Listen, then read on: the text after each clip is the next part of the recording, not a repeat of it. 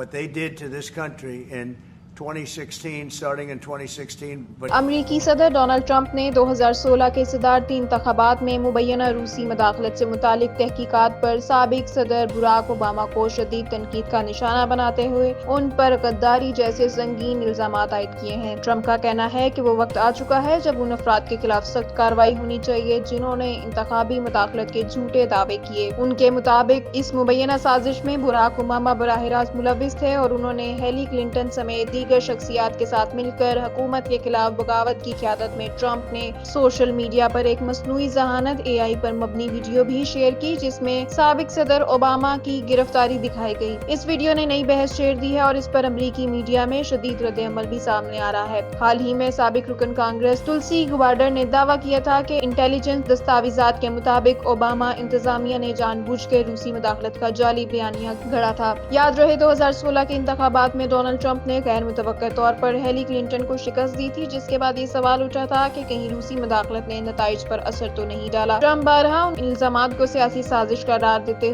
رہے ہیں اور اب انہوں نے براہ راست اوباما پر کڑی تنقید کرتے ہوئے معاملے کو نیا رخ دے دیا ہے۔